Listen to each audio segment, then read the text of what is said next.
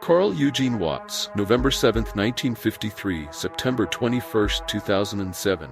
Infamously known as Coral and dubbed the Sunday Morning Slasher, was an American serial killer who terrorized communities, leaving a trail of death over an 8-year spree. Many believe he could be the most prolific serial killer in U.S. history. Watts met his end from prostate cancer while serving 2 life sentences without the possibility of parole in Michigan, convicted for the brutal slayings of Helen Dutcher and Gloria Steele. Although Watts officially admitted to the murders of 13 women, he later hinted at a far darker reality, claiming he had taken the lives of 40 women and suggesting there could be as many as 80 victims. Despite these statements, Watts stopped short of a full confession, as he did not want to be labeled a mass murderer. Authorities have linked him to 90 unsolved murders, and now estimate that his total number of victims may exceed 100.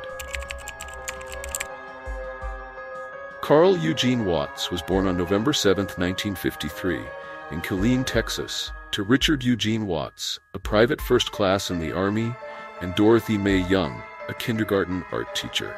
The couple, originally from Coalwood, West Virginia, had moved to Killeen when Richard was stationed at Fort Hood Army Base, which had been selected as the site for the Army's Tank Destroyer Tactical and Firing Center. Just 3 days after Carl's birth, the family returned to West Virginia, their hometown, and welcomed their second child, Sharon, a year later. However, the family dynamic soon changed when Carl's parents divorced before he turned 2, leaving his mother to raise him on her own. Dorothy Mae later remarried in 1962 to Norman Caesar, a mechanic, and the couple had 2 daughters together. They relocated to Inkster, Michigan, where Dorothy began working as a high school art teacher. The transition to this new life proved challenging for Watts, who struggled to accept his stepfather. Feeling overshadowed, he often expressed concern about being labeled a mama's boy and feared losing his mother's attention, further complicating his adjustment to the new family structure. Dorothy Mae, along with her children Carl and Sharon, often traveled back to Coalwood, West Virginia, where she was raised, to visit family. During these visits, Carl spent time with his grandparents in the rural setting, where he learned to hunt and skin rabbits, a skill he particularly enjoyed. It was here, surrounded by his southern roots and cousins, that Carl picked up the nickname Coral, a southern drawl version of his given name, which he embraced. While living in Inkster, Michigan, Carl faced academic challenges despite managing to maintain decent grades. At the age of 8, both he and his sister contracted meningitis, a life-threatening illness that nearly took his life. The severity of the illness led to Carl being held back a year in school and missing the 3rd grade.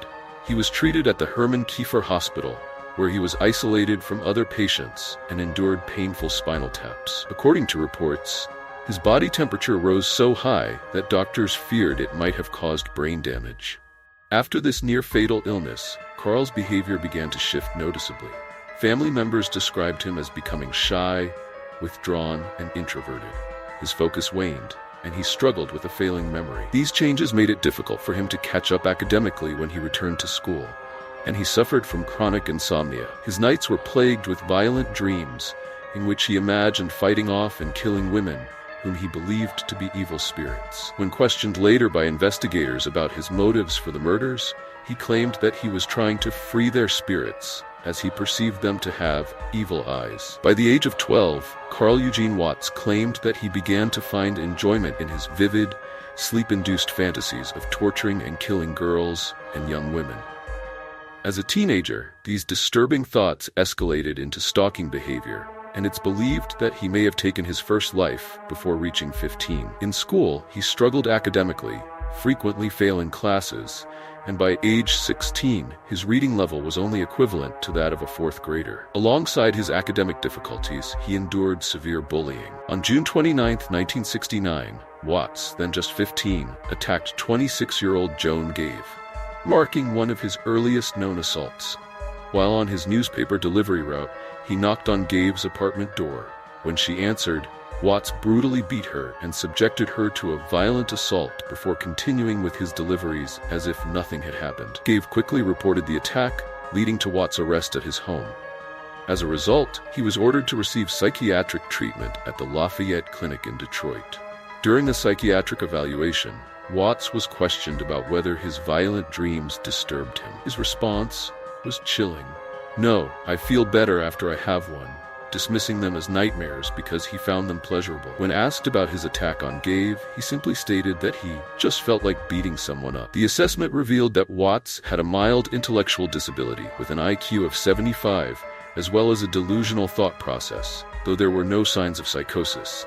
Despite these findings, one police officer involved in the interrogation described Watts as very, very intelligent, with an excellent memory. Watts' psychiatrist described him as an impulsive individual with a passive-aggressive outlook and intense struggles to control violent impulses. He considered Watts a danger to society, but hoped that he might benefit from outpatient therapy. Released from the Lafayette Clinic on his 16th birthday, Watts continued to attend therapy sessions at the facility 9 more times in subsequent years. Over time, he was diagnosed with antisocial personality disorder, marking him as a young man with deeply ingrained behavioral issues and a disturbing capacity for violence. In 1973, Carl Eugene Watts graduated from high school at the age of 19 and received a football scholarship to Lane College in Jackson, Tennessee. This opportunity came despite his poor academic record and sporadic drug use following his release from the Lafayette Clinic.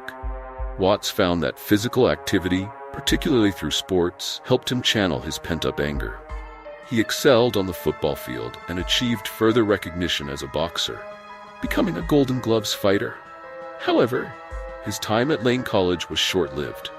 After just 3 months, he was expelled due to allegations of stalking and assaulting women, coupled with minor leg injuries. His expulsion was also influenced by widespread suspicion among the campus community that he was involved in the violent death of a female student, though there wasn't enough evidence to formally charge him with the crime. After leaving Lane College, Watts briefly lived in Houston, Texas, before relocating back to Michigan, where he worked for a year as a mechanic at a Detroit wheel manufacturing plant. In 1974, he enrolled at Western Michigan University in Kalamazoo.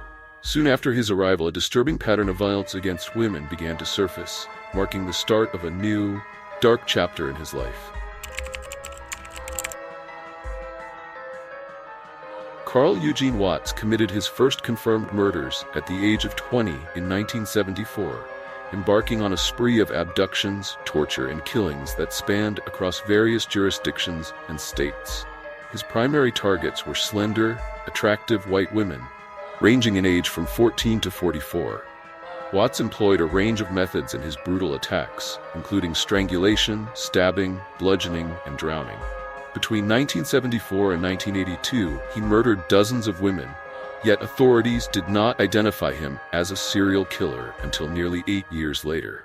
Despite the emergence of DNA testing, it remained extremely challenging to connect his crimes because he rarely committed sexual acts against his victims, suggesting that his motives were not sexually driven. One case that has drawn speculation over the years involves the death of Zenaida Thomas, 20, whose body was discovered on September 6, 1972, in a field in Taylor, Michigan, near North Line Road and Lange Close. Tomes had been stabbed 45 times. While rumors suggest that Watts, who was in the vicinity at the time, may have been responsible, the circumstances surrounding her death differ from his typical methods, as she was taken from Detroit and killed in a separate location. Another possible connection to Watts involves the disappearance of Nadine Jean Odell, a 16-year-old who vanished on August 16, 1974. She was last seen walking along John Daly Street in Inkster, Michigan, on her way to babysit at her boyfriend's house. Despite extensive searches, her body was never found, and no one witnessed her suspected abduction. While it remains unclear if Watts was involved, his presence in the area and pattern of targeting young women have led some to believe he may have played a role. On the morning of October 25, 1974, at 10:45 a.m., Carl Eugene Watts approached the apartment of 23-year-old Lenore Nazaki. Pretending to be searching for Charles, the name of one of his siblings, he knocked on her door. Lenore, believing him to be genuine, unlocked the door while keeping the chain secured. After she told him that no one by that name lived there, she offered to let him leave a note. When she unchained the door to fetch some paper, Watts suddenly attacked, choking her until she lost consciousness. Lenore later reported the incident to the police, but they were unable to identify her assailant. Just days later, on October 30, 1974, Watts brutally tortured and murdered 20-year-old Gloria Steele, a student at Western Michigan University. Her body was discovered with a crushed windpipe and 33 stab wounds to her chest. There were no direct witnesses to the attack, but Diane Williams, a resident manager at the apartment complex, noticed a black man wandering around, also claiming to be searching for Charles. Watts confronted Williams, forcing his way into her apartment. During their struggle, her phone began to ring, and Williams managed to knock it off the hook and scream for help. After Watts fled, she saw him drive away in a tan Pontiac Grand Prix. Following these attacks, police organized a lineup. Both Lenore Nazaki and Diane Williams identified Watts as their attacker. He had recently been arrested for stealing plywood from the Western Michigan University campus. As a result, Watts was taken into custody and charged with assault and battery for the attacks on Nazaki and Williams. After being diagnosed with antisocial personality disorder and attempting suicide using a cord at the Kalamazoo Mental Hospital, Carl Eugene Watts was transferred to the Center for Forensic Psychiatry in Michigan. During a 1975 investigation into Gloria Steele's murder, Watts admitted he had been in the area the day before her death, but denied any involvement in her killing, even though he confessed to attacking around 15 other young women. When Detroit police searched Watts' home, they found wooden carving tools, but uncovered no direct evidence linking him to Steele's death. At his trial for the assault and battery of Lenore Nazaki and Diane Williams, Watts entered a no-contest plea, resulting in a 1-year sentence in county jail. Psychological evaluations painted a grim picture, labeling him as highly dangerous, impulsive, emotionally detached, lacking remorse, and likely to reoffend. After his release in 1976, Watts returned to Inkster and moved in with his mother and stepfather. In 1979, he fathered a child, Nikisha Watts, with Dolores Howard, a childhood acquaintance. The relationship between Watts and Howard soon ended, and he later married Valeria Goodwill. Goodwill noted that shortly after their marriage, Watts' behavior became increasingly erratic. He rearranged furniture constantly, chopped up houseplants with knives, melted candles onto their table, and littered the floors with trash. After intimate moments, he would abruptly leave the house and vanish for hours. Their marriage fell apart within 6 months. Around this time, a series of attacks and murders began to terrorize the Detroit area, with 5 women killed over the span of a year. The killer, who earned the moniker Sunday Morning Slasher from local newspapers in Ann Arbor, targeted his victims in the early hours of Sunday mornings, around 4 a.m. One of the most publicized cases occurred on October 31, 1979, when 44-year-old Jean Klein, a reporter for the Detroit News, was assaulted while walking home after a doctor's appointment. The attack took place in broad daylight near her home in Grosse Pointe Farms, along a major suburban road. Jean suffered 11 stab wounds that proved fatal. Despite their efforts, investigators found little evidence to identify her attacker. Jean's husband initially fell under suspicion, but once Watts later confessed to her murder, he was cleared of any wrongdoing. On April 20, 1980, Shirley Small, a 17-year-old high school student from Ann Arbor, Michigan, was brutally murdered outside her home. She was stabbed twice in the heart, a fatal attack that left the community in shock. Just a few months later, on July 13, 1980, Glenda Richmond, 26, faced a similar fate outside her summer residence in the Ann Arbor area. Richmond, who worked as a diner manager, was found with 28 stab wounds to her chest. Despite the striking similarities between the two crimes, investigators could not find enough evidence to charge a suspect, though the characteristics of both attacks aligned with Carl Eugene Watts' known methods. Rebecca Huff, a 20-year-old graduate student at the University of Michigan, became the next victim on September 14, 1980. She was discovered outside her home with nearly 50 stab wounds, making her case the first murder definitively linked to Watts. Earlier that summer, on July 31, 1980, Lily Marlene Dunn, 28, disappeared under mysterious circumstances. She had gone bowling and then visited a bar in Dearborn, Michigan, before returning home around 2:30 a.m. As she parked her car in her garage, an assailant abducted her, throwing her into a light-colored vehicle. Witnesses heard her screams as she was taken. Authorities suspect that Watts might have been involved in Dunn's disappearance and possible murder. Another unsolved case, possibly tied to Watts, is the September 21, 1979 murder of 34-year-old Malik Mimi Haddad, who was found decapitated in Allen Park, Michigan. Her head was never recovered, and her case remains open. On October 6, 1980, a 20-year-old woman known as Dalpi survived a vicious attack that left her with severe injuries.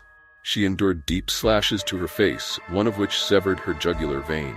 Her muscles were partially paralyzed, making it difficult for her to eat, move her head, or lift her arms. A few weeks later, on November 1st, a woman referred to as Angus, 30, had a close encounter with a potential attacker. While walking home from a Halloween party, she noticed a black man wearing a hooded sweatshirt following her. When she pulled out her keys, he bent down as if to tie his shoe and then began to pursue her. Startled, she ran to her door, screaming, which scared the man off. Though she identified Watts from a lineup of photographs, she was uncertain due to the dim lighting during the incident. Canadian authorities suspect that Carl Eugene Watts crossed the border into Windsor, Ontario in October 1980. There, he assaulted 20-year-old Sandra Dalpe outside her apartment, inflicting multiple wounds to her face and throat, leaving her near death.